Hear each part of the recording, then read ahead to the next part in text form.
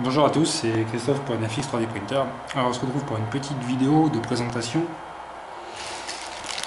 d'un relais de chez Repaworld.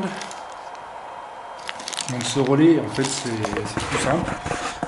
Nous avons le principe qui est monté ici devant vous sur la table. Alors le principe, je suis parti sur une carte électronique que je viens de brancher pour piloter tout ça.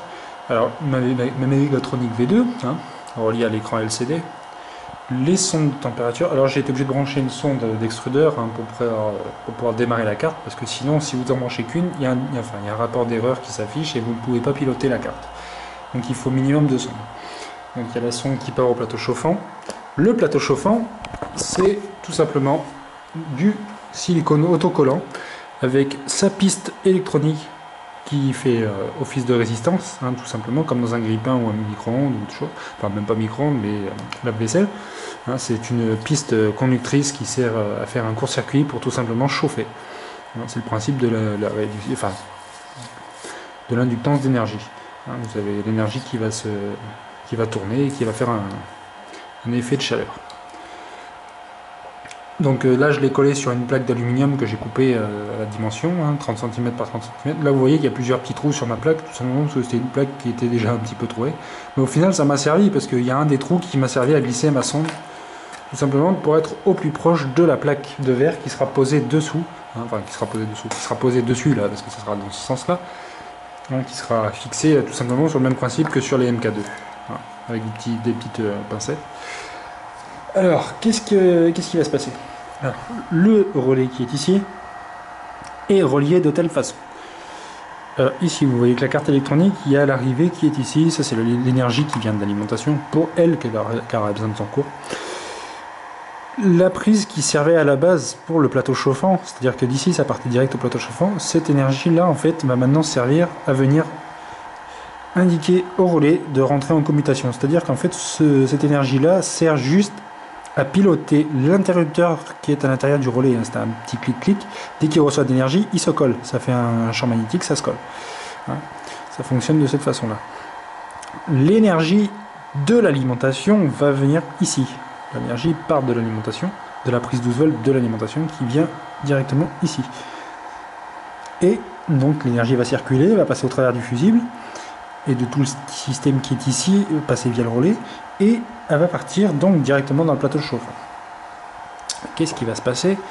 Ce qui se passe, c'est qu'en fait, quand vous allez entrer sur répétier, et que vous allez lui dire, alors je vais vous montrer, donc là on passe sur répétier, donc répétier, qu'est-ce qui se passe? Vous avez toutes les commandes de répétier qui sont ici. Vous vous souvenez de la fameuse commande qui est ici pour activer le plateau chauffant. Si vous allez cliquer dessus sur un plateau chauffant tout à fait normal, vous allez cliquer, ça va activer le plateau chauffant et il va se mettre à chauffer.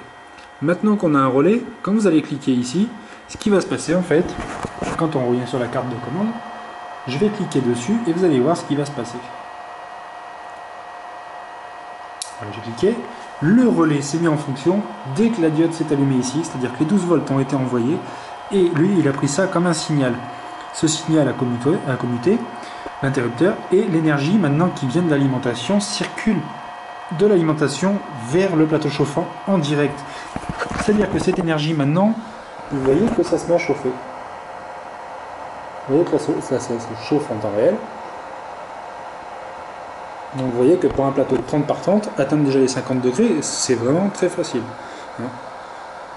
Donc nous pouvons atteindre une énergie assez importante. Là, si je mets la main dessus, c'est déjà très chaud. Ça chauffe assez rapidement vu la taille des pistes. Et ce système-là nous permet tout simplement d'alimenter un plateau de 30 par 30 assez aisément via l'alimentation qui est, là je vous précise, c'est une 12 volts. Une 12 volts qui peut alimenter un plateau de 30 par 30, c'est déjà pas mal. Mais le relais en lui-même est capable d'encaisser une alimentation de 24 volts. Après, on peut monter beaucoup plus haut si on change les petites résistances qui sont sur le support. Par exemple, vous voyez qu'ici, le montage en fait se fait via un strap. La R4 est reliée via strap. Mais ce strap, si on le remplace par une résistance plus importante, on peut augmenter la tension. Car le petit relais qui est ici peut piloter jusqu'à 277 volts. Après, bon, je ne vous prendrai pas le même système de fil, parce que déjà que là, ça chauffe un tout petit peu. Celui-ci ne chauffe pas. Mais celui du plateau chauffant et celui qui vient de l'alimentation chauffe un petit peu, car il me faut des câbles de plus grosse section que je vais pas tarder à récupérer là. Voilà.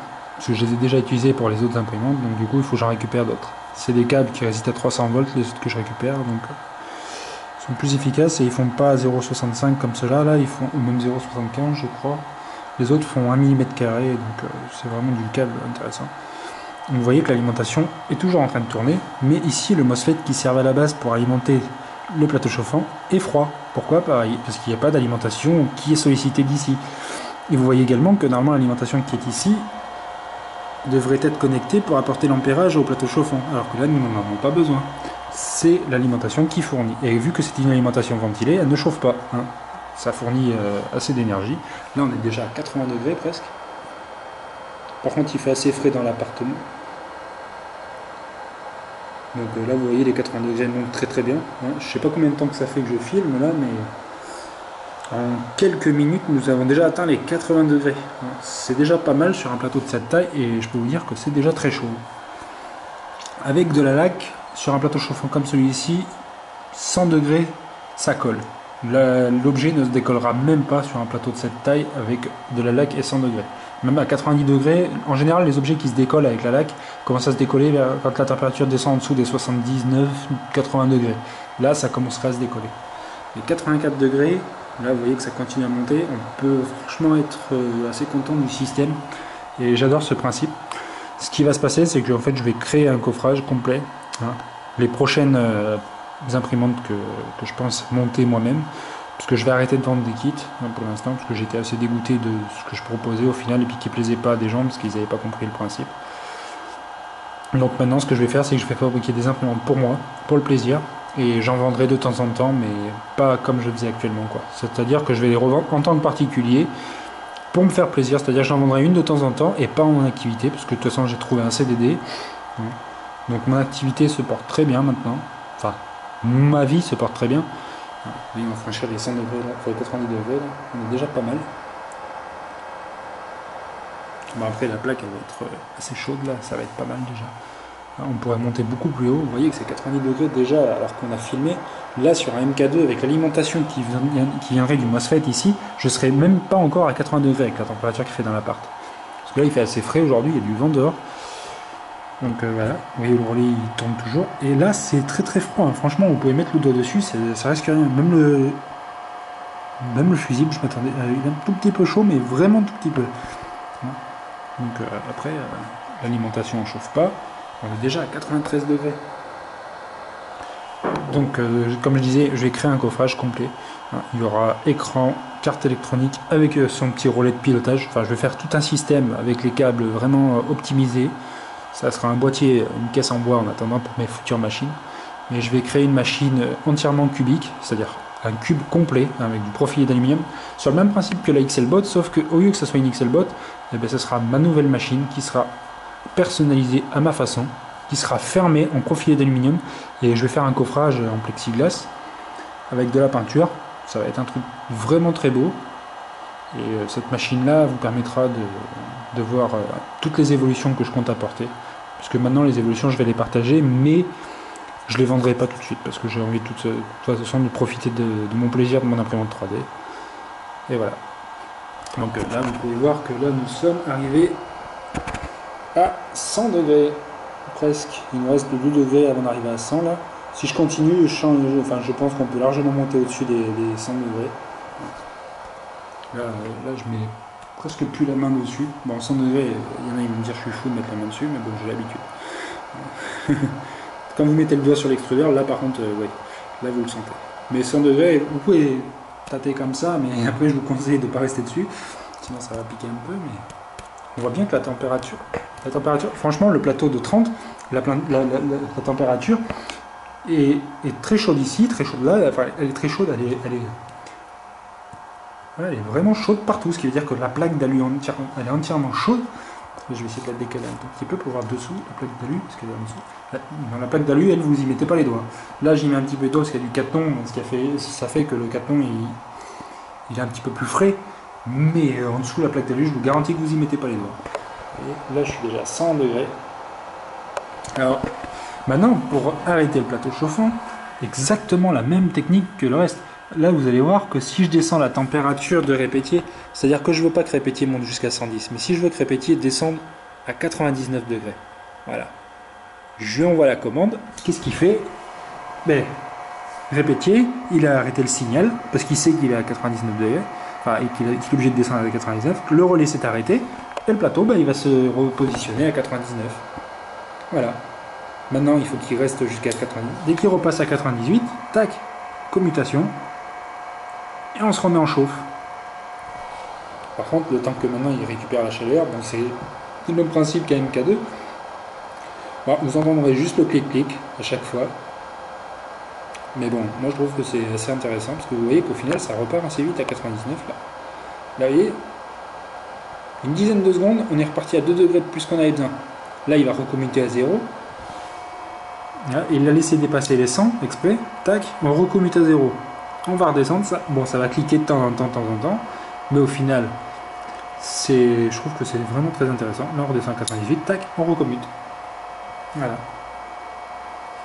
Donc cette petite vidéo de présentation du système de relais était présentée par NFX3D Projector, et puis j'espère que ça vous a plu et vous avez appris quelques petits trucs sur ça.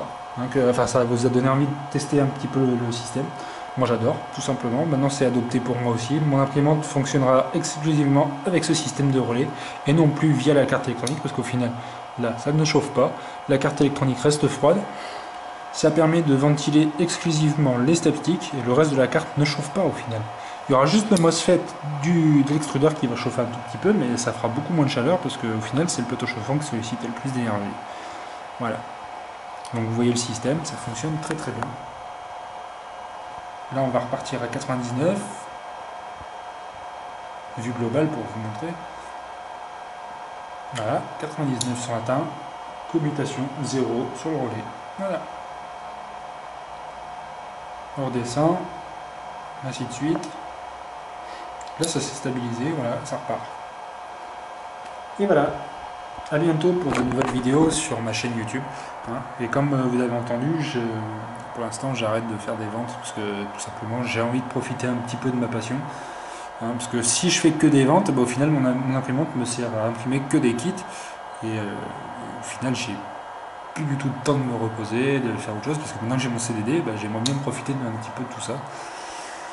De vous proposer peut-être des vidéos de temps en temps, mais surtout de développer ma machine, parce qu'au final j'avais une machine à créer pour moi, j'ai créé la XLBot, et puis au final je me suis pas fait plaisir parce que j'avais envie de créer mon modèle. J'ai mes profilés d'aluminium qui sont de côté, j'ai tout ce qu'il faut pour la construire, mais maintenant il faut que je m'implique dedans. J'ai tous mes colis qui partent là, qui sont complètement emballés, qui vont partir. Les personnes vont les réceptionner et si elles ont besoin d'un petit coup de main, je serai là. Par contre, après, si quelqu'un veut une imprimante, il attendra parce qu'au final, je vais d'abord m'occuper de mon truc. Et maintenant, je vendrai que des imprimantes si j'en sors quelques-unes. C'est-à-dire que si demain j'en monte 3 ou 4 que je mets d'avance là, celles-ci elles seront sûrement en vente.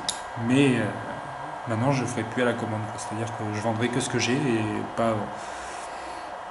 Parce qu'au final, les gens râlent parce qu'ils attendent, mais au final, moi j'ai aussi des choses à faire. Et comme je disais, c'est une passion. C'est-à-dire que le matin, moi je me lève, je vais à mon boulot maintenant. Mais je vais à mon boulot, mais quand je rentre le soir, j'ai envie de me reposer. J'ai pas envie tout de suite d'attaquer les kits. Comme je l'avais dit, si je trouvais un CDD, je partirais dedans. Et pour moi, c'est ce qui comptait, c'était d'avoir un revenu pour me faire plaisir moi. Parce que dans la vie, si on se fait pas plaisir, ça sert à rien de vivre, quoi. Donc je vais arrêter le plateau chauffant là. C'est bien beau maintenant, mais il faut que j'attende qu'il refroidisse la plaque pour pouvoir l'enlever de la table. Donc là, je vais couper le système en coupant via le bouton de répétier. Vous voyez, la température chute assez rapidement.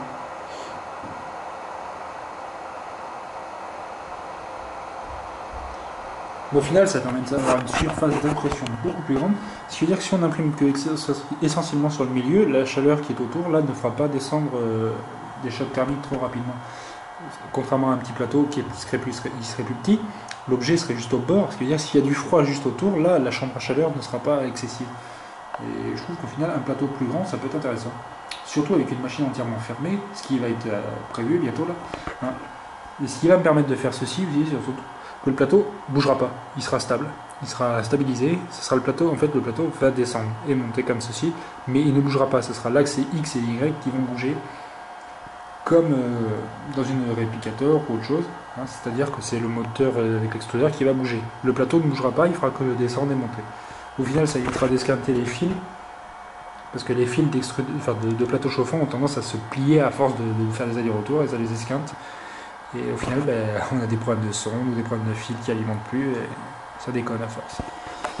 Voilà. Donc, je vous dis à bientôt pour une nouvelle vidéo. Hein. N'hésitez pas à poster vos commentaires. Petite